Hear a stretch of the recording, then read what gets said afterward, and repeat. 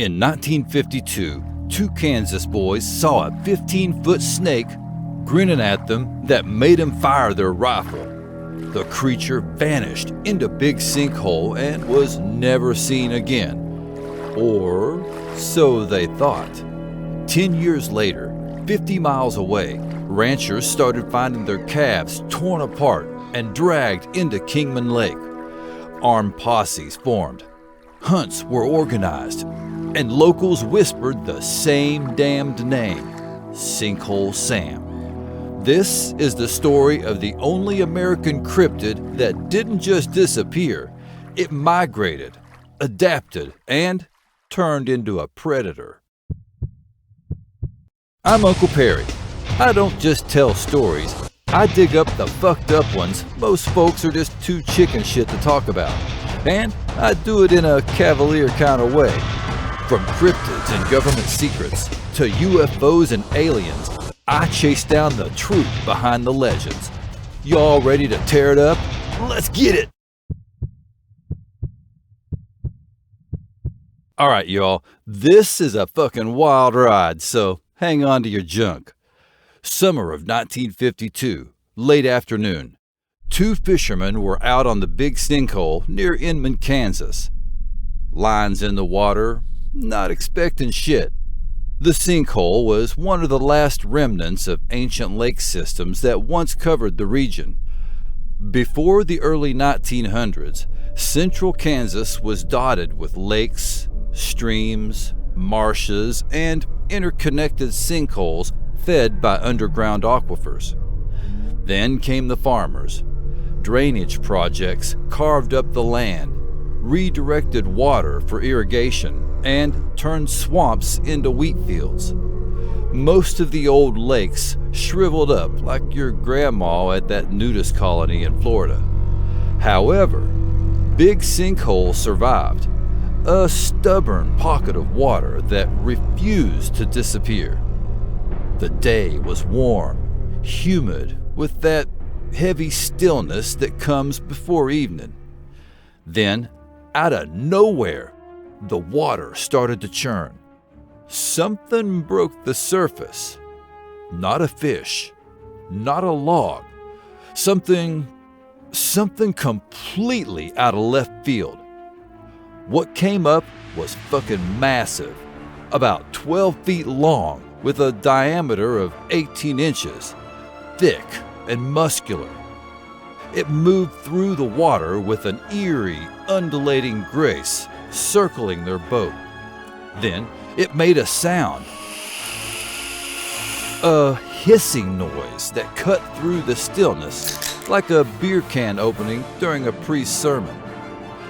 Water splashed across the bow as the creature dove, disappearing back into the dark depths of the lake.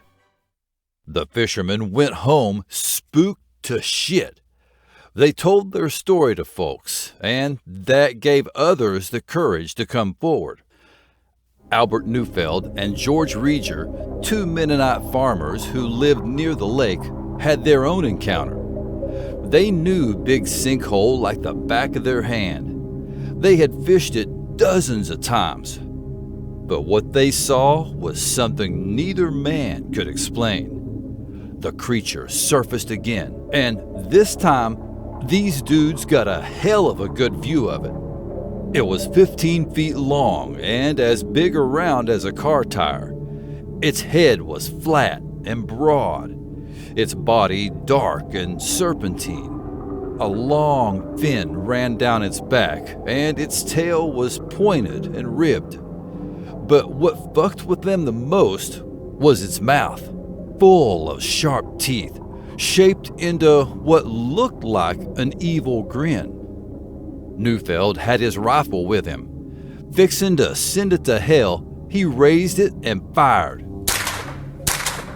He swore he hit it, but the creature didn't thrash or cry out.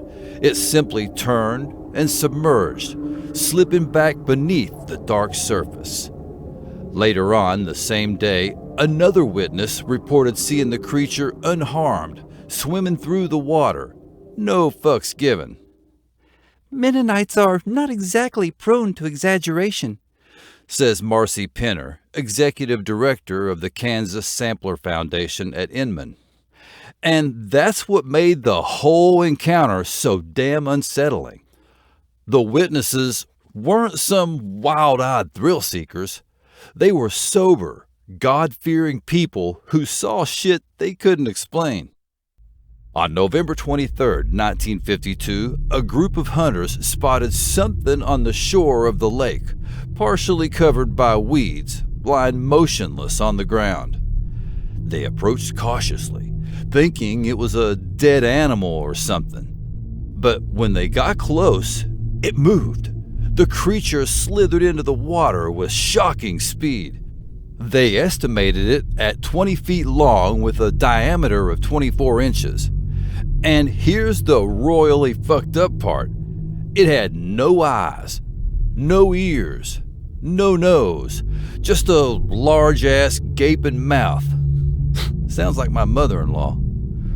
They went home that night and tried to forget what they'd seen. But by winter, forgetting wouldn't be an option, because the whole damn town was blowing up over it. Media mayhem. Within weeks, a local newspaper, the Salina Journal, broke the story. And once word got out, all hell broke loose. Hundreds of people descended on the Big Sinkhole. Families, curiosity seekers, amateur monster hunters armed with rifles and cameras. They lined the banks, peered into the water, and waited. Some said they saw it, that dark, undulating shape moving just beneath the surface. Others swore they heard the hissing, and more than a few mentioned seeing the terrifying, non-snake-like grin underwater. Local authorities tried to keep order, but there wasn't shit they could do. This wasn't a crime scene. It was a full-on freak show. By 1953, the story had grown too big to ignore. The Newspaper Enterprise Association dispatched reporter Mary Kay Flynn from Kansas City to investigate.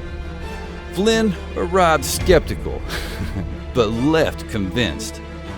She interviewed numerous credible citizens, farmers, businessmen, churchgoers, police officers, who all described the same fucking thing. A creature about 15 feet long with a grooved tail, a long fin running down its back with that unsettling smile. Flynn's article was called Sinkhole Sam, Kansas' answer to the Loch Ness Monster. On October 12, 1953, newspapers all the way from Eugene, Oregon to Panama City, Florida, picked up her story and ran with it. The prairie-locked sea serpent was now national news. By October 1953, Sinkhole Sam had become a full-blown phenomenon. Flynn's article didn't just make local headlines, it exploded nationwide. Papers from coast to coast ran the story, each one more sensational than the last. Kansas, a state better known for wheat fields and tornadoes, suddenly had its own monster. The media circus intensified. Reporters camped out at the sinkhole. Photographers waited for hours hoping to capture proof. The sightings kept coming. Emboldened, more witnesses stepped forward with their own encounters, each one adding to the growing shitstorm. But the people of Kansas didn't need scientific validation. Sinkhole Sam had become a sensation, a source of pride, fear, and endless speculation. The creature brought a tiny rural farming community to the front of the stage. And then, just as quickly as it appeared, poof, Sinkhole Sam vanished. Sightings at the Big Sinkhole dropped off. Weeks turned into months with no new encounters. The crowds thinned. The reporters moved on to other stories. It seemed like whatever had been lurking in those waters had either died, moved on, or simply decided to stay hidden. But here's where things get interesting. South of Inman, there's another body of water, Kingman State Lake. And in the years that followed, people started seeing things popping off there too. Something big. Something that moved through the water with an eerie, familiar grace. Did Sinkhole Sam find a new home? Or was there more than one of these fuckers out there? Kingman State Lake connection. Just when it seemed like Sinkhole Sam might fade into oblivion, the legend found new life in an unexpected place. About 50 miles as a crow flies south of Inman is Kingman State Lake. Reports began to surface of a very similar creature. This new beast was described as a massive snake, so large that some claimed even a tractor couldn't safely pass over it. Witnesses spoke of a serpentine body stretching across dirt roads, thick as a telephone pole, moving with unsettling purpose.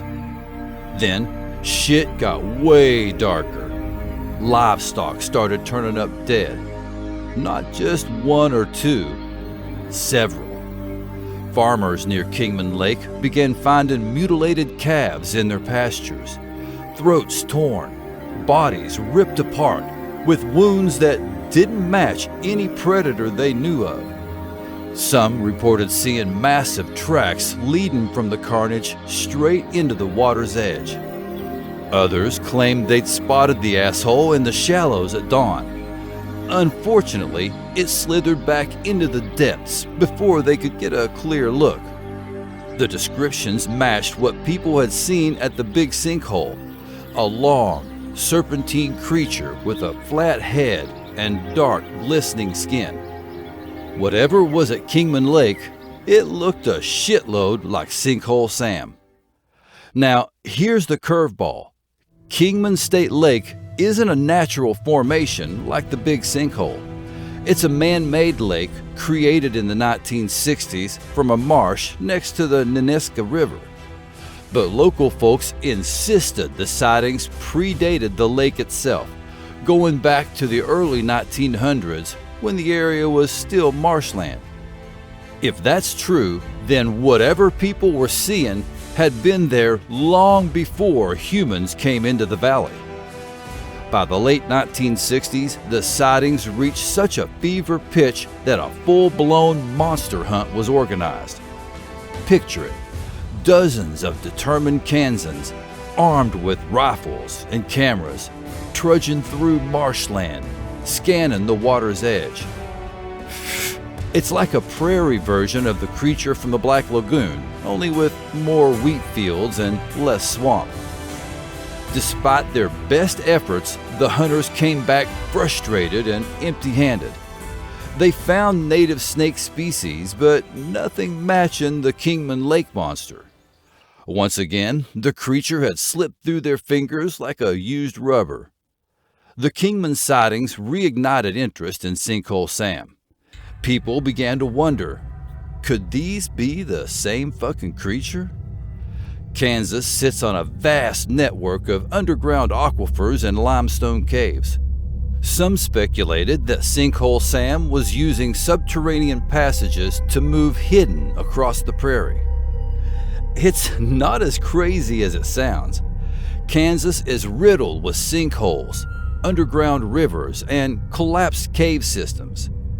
The region's karst topography is well known for hidden waterways connecting bodies of water miles apart. If something wanted to travel undetected, the infrastructure was already there. The underground cavern theory gained traction. Maybe Sam hadn't disappeared from the Big Sinkhole at all. Maybe it had just found a back door. A network of flooded tunnels linking isolated pockets of water across south-central Kansas, allowing the creature to travel wherever. And then, just as suddenly as it began, the Kingman Lake activity stopped. complete silence. No more sightings. No more dead livestock. No more tracks leading to the water. Whatever had been there, whether it was Sinkhole Sam or something else entirely, had moved on or gone deeper underground. The Kingman Lake connection transformed Sinkhole Sam from an isolated oddity into something bigger.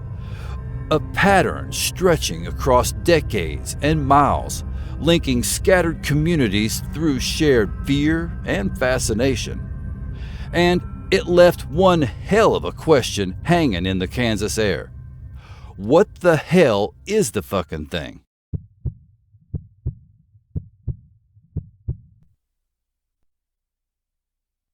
Of course, not everyone bought into the Sinkhole Sam legend. Skeptics had plenty of theories to explain away the sightings. And, for once, some of them actually make a little bit of sense. Let's break them down. The hoax mass hysteria theory. First up, the idea that the whole thing was either a deliberate hoax or a case of mass hysteria. 1952 was peak monster mania era in America. Post-war paranoia had people obsessed with the unexplained.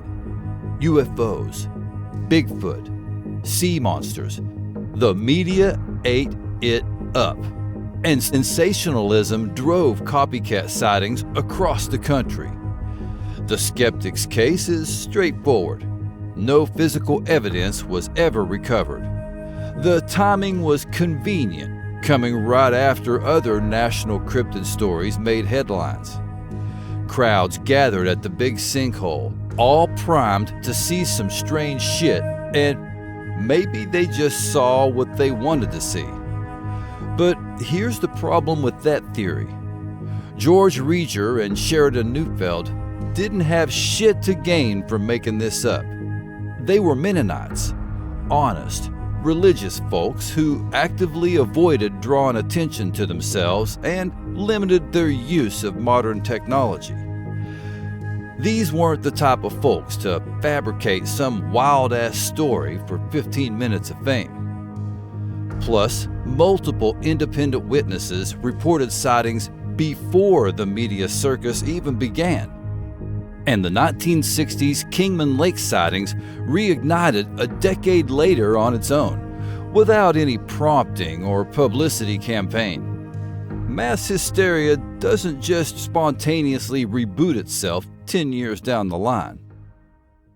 The misidentification theory. Then there's the misidentification angle. The idea that people saw something real, just not a monster. And, honestly, Kansas has some big, weird fucking critters that could fit the bill. The giant snapping turtle hypothesis is pretty popular. Alligator snappers can reach over 200 pounds, and while Kansas is outside their normal range, it's not impossible one could have ended up there. The beak structure could explain that non-snake-like grin witnesses described. There's also the alligator gar, a prehistoric-looking fish that can reach 8 to 10 feet long with armored scales and aggressive behavior that could easily fucking terrify someone unfamiliar with them. Historically, they've been found in Kansas rivers. Some believe Sinkhole Sam might have been a known creature whose description got exaggerated, like an anaconda. The green anaconda can reach 30 feet and lives in swamps and slow-moving rivers. While they're native to South America, it's not impossible someone released an exotic pet near the sinkhole. Same goes for a boa constrictor or python dumped by an owner who couldn't handle it anymore. It's hard to imagine someone in 1950s Kansas owning an exotic pet, but could be. But a Mennonite farm boy lighting up a 15-foot-long creature in a Kansas sinkhole is still one hell of a monster story. Then there's the gopher snake, the biggest native Kansas snake, reaching 7 to 8 feet long.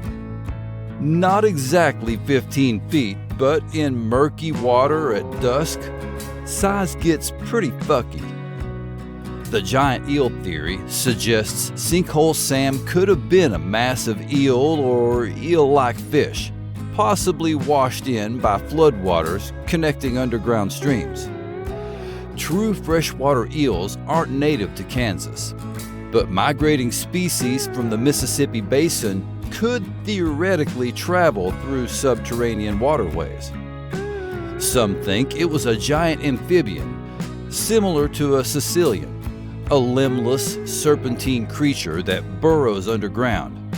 Or maybe just a large catfish rolling near the surface. Kansas has impressive-sized carp that can reach several feet in length, and when they move through muddy water, they can look big as hell. But here's the thing. Neufeld was a local. He would have easily recognized common wildlife. That non-snake-like grin is oddly specific for a misidentification. And none of these stories explain the 1960s Kingman Lake livestock attacks. Snapping turtles and carp don't mutilate calves. The folklore theory suggests Sinkhole Sam was simply a product of storytelling, a tale born of curiosity, fear, and small-town imagination. Whether true or not, it became part of the cultural fabric of the region. But folklore doesn't come with dead livestock and a decade of sightings. However, what if the skeptics are wrong? What if something genuinely unknown lurks in those Kansas sinkholes? Now, let's flip the script. What if Sinkhole Sam is real, or at least was real? Believers have their own theories, and honestly, some of them are pretty goddamn compelling. The prehistoric survivor theory. Here's the big one. The prehistoric survivor hypothesis. 80 million years ago, Kansas wasn't wheat fields and prairie. It was underwater. The entire region was covered by the Western Interior Seaway, a massive inland ocean stretching from the Gulf of Mexico to the Arctic. Mosasaurs and plesiosaurs dominated these waters, apex predators that matched the description of Sinkhole Sam. Now, what if a population of these bastards survived in isolated pockets of water when the seas receded? I know it sounds crazy, but consider this. Inman, Kansas does have limestone caves beneath it. Sinkholes connect to vast underground aquifer networks that stretch for miles beneath the Kansas prairie. A creature could theoretically travel between water sources completely unseen. This would explain both Sinkhole Sam at Inman and the Kingman Lake sightings 50 miles away. Big Sinkhole started drying up and food got scarce, so Sinkhole Sam moved through the flooded caverns and subterranean rivers and ended up at Kingman Lake. That's totally feasible. Some believers point to the Titanoboa, a prehistoric snake that lived 60 million years ago and reached lengths up to an insane 50 feet long. If something like that managed to survive in deep, isolated cave systems, it would be the goddamn discovery of the century. The livestock attacks in the 1960s suggest the creature hunted on the surface when food was scarce underground. Yet no kills were ever documented at the original Big Sinkhole.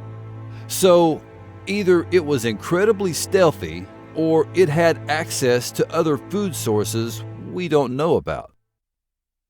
The unknown species theory. Here's an explanation that still leaves room for mystery. What if Sinkhole Sam is just something we haven't cataloged yet? 80% of ocean species remain undiscovered. Freshwater ecosystems are equally mysterious, and the Kansas aquifer system is largely unexplored. We're talking about millions of gallons of water flowing through unmapped underground caverns. Who knows what the fuck's down there? The physical description doesn't match shit in the known animal kingdom. That non-snake-like grin is downright chilling. 15 feet long is too big for any known Kansas wildlife, and it was aggressive enough to attack and kill livestock. Behavior that doesn't fit your average catfish or eel. The pattern of appearance and disappearance suggests creatures that surface only during specific conditions: drought, mating season, food scarcity.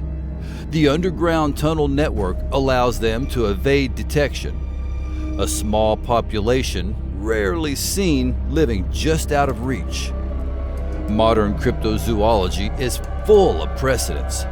The coelacanth was considered extinct until 1938. The megamouth shark was unknown until 1976. Giant squid weren't observed alive until 2004. Science has a habit of catching up to folklore.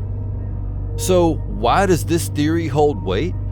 Multiple credible witnesses across years, consistent physical descriptions, a geographic pattern tied to sinkhole and cave systems, and, most importantly, no definitive proof it doesn't exist. Maybe Sinkhole Sam is a remnant of a prehistoric species surviving in underground caverns. Maybe it's something entirely new. Or maybe, just maybe, it's something in between. An evolutionary offshoot we never knew was there.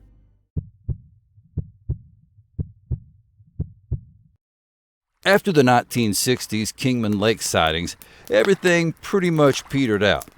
No fresh reports, no new encounters, no footprints or fishermen shitting their waders.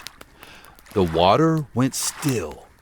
The Big Sinkhole up in McPherson County just sits there, quiet, unassuming, like it's taking a shit.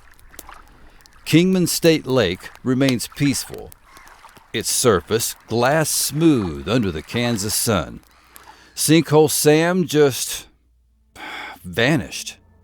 So what happened? Did the creature die off when its food source ran out? Did it migrate even deeper underground, vanishing into the unseen tunnels beneath the plains? Was it captured, covered up, erased from the local record? Or is it still down there, gliding through the darkness below? The cavern system under Kansas remains largely unexplored. Thousands of miles of aquifer twisting through black, cold water that's never seen a diver's light. Today, the old sinkhole sits on private land. No scientific expedition has ever gone back, but the locals still talk. In bars and churches across McPherson County, folks still whisper that something's down there. Maybe Sinkhole Sam was real. Maybe it wasn't. But here's what I know for goddamn sure. In 1952, two grown men saw something in that water that scared the holy shit out of them enough to fire a rifle at it. And whatever it was smiling at them. Are you a fan of weird-ass monsters, government conspiracies, aliens, or UFOs? Then tap that like button and subscribe. That way, you won't miss out on more of my fucked up commentary. And besides, I really do appreciate it. What do y'all think? Is this a cryptid gone wild or imagination out of control? Let me know down in the comments. And if you're ready to crank that shit all the way up to 11, that join button's got your name on it. For just $2.99, you can have my back in a huge way. Until next time, y'all keep it real, keep it chill, and stay creepy! Catch you on the flip. Thank you so much for watching all the way to the end. You are the real beast.